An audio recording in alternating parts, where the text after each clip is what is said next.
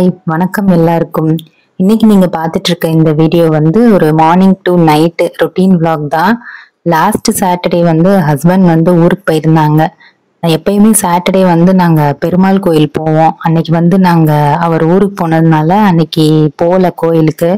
So மார்னிங்கே எந்திரிச்சு நான் குளிச்சுட்டு வீட்லயே பெருமாளை வந்து கும்பிட்டுக்கலாம் அப்படின்னு சொல்லி மார்னிங்கே குளிச்சாச்சு. மோஸ்டா வந்து நான் ஆஃப்டர்நூன் தான் குளிப்பேன் எல்லா வேலையும் முடிச்சுட்டு. அன்னைக்கு வந்து சரி மார்னிங்கே குளிச்சுட்டு கோயில் போகாதனால வீட்லயே விளக்கு பொருத்தி சாமி கும்பிட்டுறலாம் அப்படின்ட்டு மார்னிங்கே எந்திரிச்சு ஒரு நல்ல ஒரு காஃபி போட்டு குடிச்சிட்டு கொஞ்ச நேரம் அப்படியே வெளியில நின்று ரிலாக்ஸ் பண்ணிட்டு இருந்தேன். வெளியில அப்படியே இந்த பேர்ட்ஸ் எல்லாம் நல்லா சத்தம் சூப்பரா இருக்கும். அப்புறம் வெளியே நின்று அப்படியே டீ குடிச்சிட்டு உள்ள வந்தாச்சு. ஆக்சுவலா எங்களுக்கு பார்த்தா கிச்சன்ல வந்து ஆர்ஓ வைக்க முடியல. ஸோ வாஷிங் மிஷின் ஏரியால தான் நாங்க வச்சிருக்கோம். ஸோ அங்கிருந்து டெய்லி மார்னிங் வந்து ஒரு 5 பாட்டில் 6 பாட்டில் வந்து பிடிச்சி வச்சிடுறது. ஒரு நாளைக்கு வந்து 2 3 தடவை பிடிக்கிற மாதிரி தான் இருக்கும் தண்ணி. பிடிச்சு மார்னிங் வந்து அவங்க இருந்தா அவங்க தான் பிடிச்சு வைப்பாங்க. ஸோ அன்னைக்கு இல்லாதனால நான் பிடிச்சு வச்சுட்டு ஆராக்கும் பசிக்க ஆரம்பிச்சிருச்சு. அது நம்ம டீ குடிச்சா அவளும் கேட்பா. ஸோ அவளுக்கும் கொஞ்சம் பாலை ஊற்றி வச்சுட்டு குடிச்சு முடிச்சிட்டா. அதுக்கப்புறம் அந்த கேப்ல வந்து நான் சட்னி செஞ்சு வச்சுட்டேன். ஏன்னா தோசை மாவு இருந்துச்சு அதனால. மேலே பார்த்தீங்கன்னா ஒரு பெட்ரூம் வந்து ரொம்ப அதிகம் யூஸ் பண்றது இல்லை. ஸோ அந்த வார்ட்ரோப் வந்து க்ளோஸ்டாவே இருக்கிறதுனால திடீர்னு பார்த்தா அன்னைக்கு ஃபங்கஸ்லாம் வந்து ரொம்ப பார்க்கறதுக்கே இதா இருந்தது. யூடியூப்ல பார்த்தப்ப இந்த ஸ்ப்ரே வந்து ரொம்ப நல்லா போட்டிருந்தாங்க. ஸோ ஒன் டே டெலிவரியா அமேசான்ல வந்து இந்த ஸ்ப்ரே வந்து ஆர்டர் பண்ணி வாங்கினேன். சரி எப்படி ஒர்க் ஆகுது அப்படின்னு சொல்லிட்டு அன்னைக்கு ஸ்ப்ரே எல்லாம் பண்ணி விட்டு பார்த்தேன். ஆக்சுவலா ரொம்ப கரையா இருக்கிற ரொம்ப இதா இருக்கிற இடத்துல வந்து ஒரு 20 மினிட்ஸ் பக்கம் விட்டுட்டு அதுக்கப்புறம் துடைக்கணும் நாங்க. இன்னைக்கு ரொம்ப லேட் எல்லாம் ஆனதுனால நான் ஒரு 10 மினிட்ஸ் மட்டும் விட்டுட்டு முடிஞ்ச அளவுக்கு நல்லா தேய்ச்சு எடுத்துட்டேன். வார்ட்ரோப் ஃபுல்லா அப்படிதான் இருந்தது.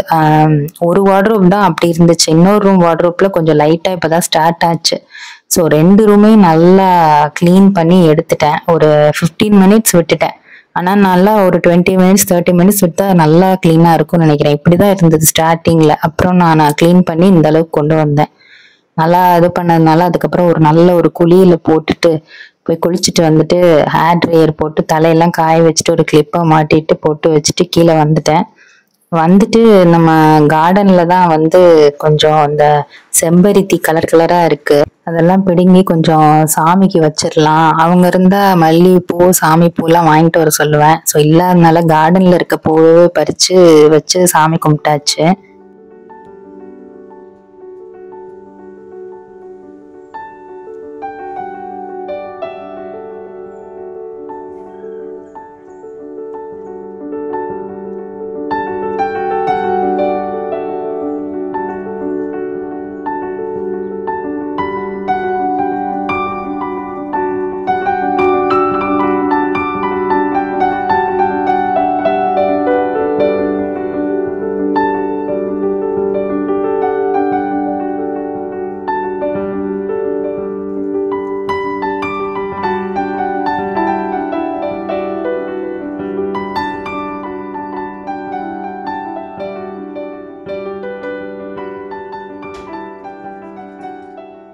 தோசைன்னா நமக்கு வந்து மார்னிங் வந்து எவ்வளவு வேலை வேணாலும் பண்ணிட்டு வந்து டக்குன்னு தோசை சுட்டு சாப்பிட்டுறலாம். இதே தோசை மாவு இல்லைன்னா என்ன பண்றது ஏது பண்றதுன்ட்டு எந்த வேலையுமே நமக்கு ஓடாது.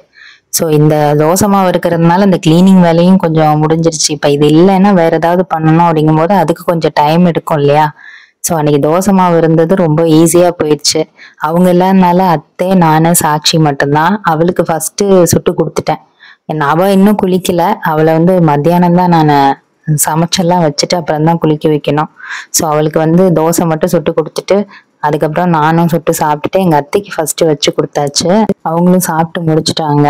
நானும் சாப்பிட்டு முடிச்சுட்டு அடுத்து வந்து இந்த வாஷிங் மிஷின் ஏரியால வந்து துணி காஞ்சிட்டு இருந்தது. அதெல்லாம் எடுத்து கொண்டு போய் மேல வச்சுட்டு நிறைய லாண்ட்ரி பாஸ்கெட்ல வேற துணி சேர்ந்துருச்சு. சரி திரும்ப நம்ம காலையிலே ஓட விட்டாதான், இல்லாட்டினா அந்த நாள் அப்படியே போயிட்டு இருந்துச்சுன்னா அப்புறம் அன்னைக்கு ஃபுல்லா மிஷின்ல துணியே போட மாட்டோம். ஸோ கொஞ்சம் டைம் இருக்கும் போதே போட்டுடலான்னு சொல்லிட்டு துணியெல்லாம் ஓட விட்டாச்சு காலையிலேயே.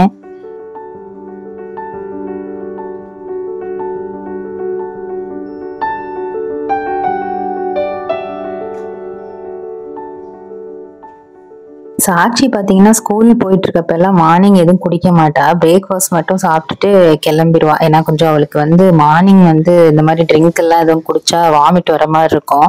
ஸோ இப்போ லீவுங்கிறதுனால லேட்டா தான் எந்திரிக்கிறா. எந்திரிச்சதுமே வந்து பிரேக்ஃபாஸ்ட் சாப்பிட்டுட்டு அதுக்கப்புறம் அவளுக்கு வேணும்னா டீயோ காஃபியோ கொடுத்துக்கிறது.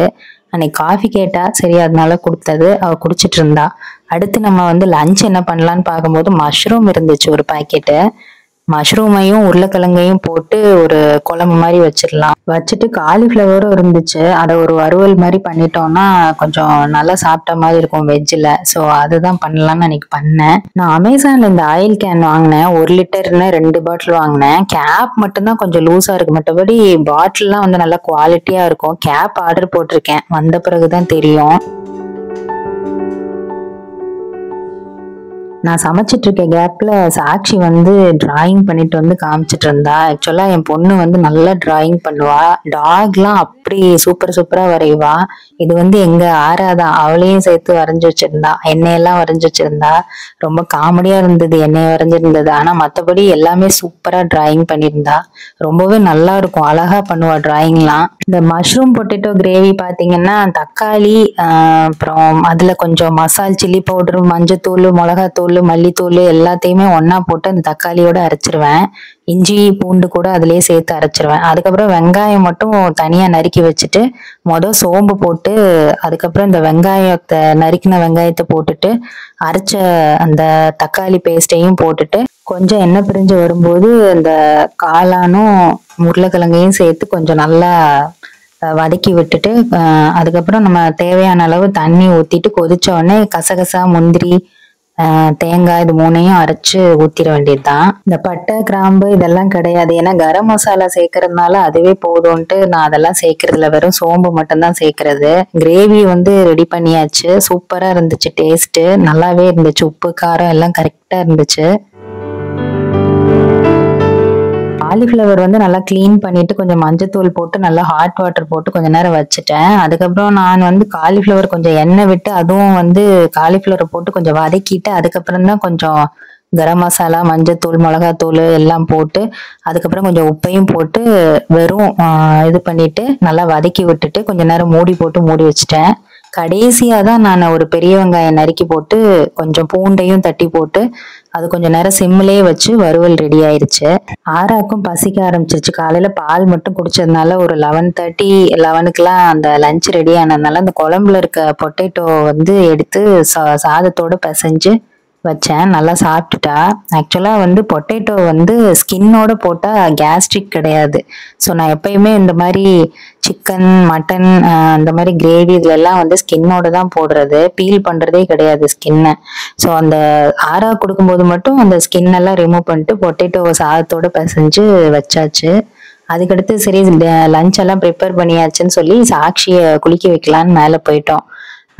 குளிச்சுட்டு கீழே வந்துட்டு அவளுக்கும் சாப்பாடு வச்சு கொடுத்துட்டேன். அப்புறம் அவளும் சாப்பிட்டுட்டு இருந்தா. நானும் அதுக்கு இடையில சாப்பாடு வச்சு சாப்பிட்டாச்சு. அன்னைக்கு சனிக்கிழமை அப்படிங்கிறதுனால நான் நான்வெஜ் எல்லாம் சாப்பிட மாட்டேன். ஸோ ஈவன் முட்டை கூட சாப்பிட மாட்டேன். அதனால அன்னைக்கு வந்து முட்டையெல்லாம் கிடையாது. வெறும் இந்த கிரேவி, காலிஃப்ளவர் வறுவல், சாதம் வச்சு சாப்பிட்டாச்சு.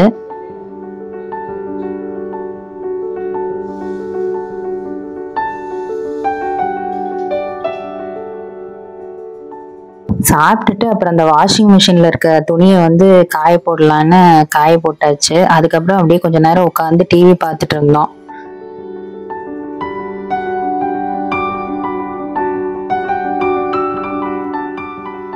ஈவினிங் ஆயிடுச்சு. சரி சாயந்தரம் ஒரு தடவை விளக்கு பொருத்தலாம் அப்படின்னு சொல்லிட்டு விளக்கு பொருத்தி சாமியை கும்பிட்டாச்சு. சாமி கும்பிட்டுட்டு மறுபடியும் கொஞ்ச நேரம் அப்படியே டிவி பார்த்துட்டு இருந்தேன். எடிட்டிங் வேலையெல்லாம் இருந்துச்சு. அதுவும் சைட்ல அப்படியே பண்ணிட்டு கொஞ்ச நேரம் அப்படியே ரிலாக்ஸா உட்காந்துருந்தது. ஹஸ்பண்ட் வந்து ஃப்ரைடே மார்னிங் ஊருக்கு போயிருந்தாங்க. சாட்டர்டே நைட்டு வந்து ரீச் ஆயிருவாங்க. இது சாட்டர்டே எடுத்த விளாக் தான். அன்னைக்கு வந்து அப்படியே கொஞ்ச நேரம் டிவி பார்த்துட்டு எடிட்டிங்லாம் முடிச்சு திரும்ப டின்னர் வந்துருச்சு. ஸோ டின்னருக்கு வந்து கிரேவி இருக்கிறதுனால எங்க அத்தை சப்பாத்தி கேட்டாங்க. அவங்களுக்கு மட்டும் சப்பாத்தி போட்டு கொடுத்துட்டு நாங்க வந்து தோசை மாவு இருந்துச்சு. காலையிலேயே தோசை சட்னி தான் சாப்பிட்டதுனால நைட்டும் தோசை அப்படிங்கும்போது ஒரு மாதிரி இருந்தது. ஸோ அந்த தோசையே ஸ்பெஷலா என்ன பண்ணலான்னு பார்க்கும்போது கொஞ்சம் பன்னீர் இருந்துச்சு, சீஸ் இருந்துச்சு.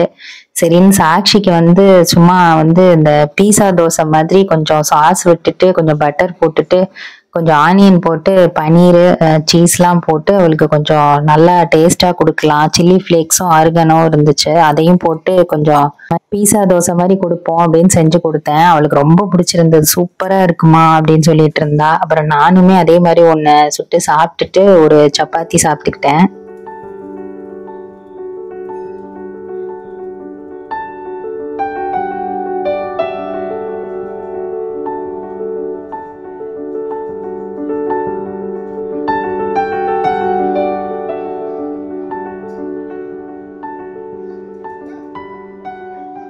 ஆரா வந்து வாக்கிங் எப்பயுமே வந்து ஹஸ்பண்ட் தான் மார்னிங் அண்ட் நைட்டு கூட்டிட்டு போவாங்க. அன்னைக்கு வந்து சரி வர்றதுக்கு லேட் ஆகும், அதுவும் வேற என்னையவே பார்த்துட்டே இருந்துச்சு. சரி வீட்ல எங்கேயும் போயிடக்கூடாது அப்படின்னு மோஸ்டா போக மாட்டா. ரொம்ப அர்ஜென்ட்னா எங்கேயாவது போயிடுவா. அதனால சரி கூட்டிட்டு போலான்னு சொல்லிட்டு நைட்டு அப்படியே வெளியில கூட்டிட்டு போனேன். வெளியில போனதும் டக்குன்னு போயாச்சு. அதனால எனக்கும் டக்குன்னு வேலையும் முடிஞ்சிடுச்சு. மார்னிங்கும் நான் தான் வந்து கூட்டிட்டு போனேன், பட் வீடியோ எடுக்கல. ஏன்னா மார்னிங் கொஞ்சம் வீடியோ எடுக்கிற மூட்ல இல்லை, அதனால சரி எடுக்கல. சரி நைட் எடுப்போம் அப்படின்னு சொல்லிட்டு தான் எடுத்தேன். கொஞ்சம் நாயெல்லாம் கொஞ்சம் நிறைய தெரியுது. ஸோ எனக்கு அது போறதுக்கு ரொம்ப பயமா இருந்தது. இருந்தாலும் அப்படியே முடிச்சு சமாளிச்சாச்சு. அப்புறம் ஹஸ்பண்டும் வந்துட்டாங்க. இப்படிதான் ஹஸ்பண்ட் ஆபீஸ் போயிட்டு வந்தாலும் எங்க போயிட்டு வந்தாலும் இப்படிதான் பண்ணிட்டு இருப்பா. எல்லார்கிட்டயுமே அப்படிதான். நாங்க வெளியில போயிட்டு வந்தாலும் அப்படிதான் பண்ணிட்டு இருப்பா. பறந்துகிட்டு வருவா, அப்புறம் தூக்கிட்டோம்னா சைலண்ட் ஆயிடுவா. பாக்குறதுக்கே ரொம்ப ஃபன்னியா இருக்கும். இப்படிதான் அந்த சாட்டர்டே போச்சு. இந்த vlog வந்து உங்களுக்கு பிடிச்சிருந்தா ஒரு லைக், ஷேர், கமெண்ட் பண்ணுங்க. அடுத்து நம்ம வேற வீடியோல பார்க்கலாம். பாய்.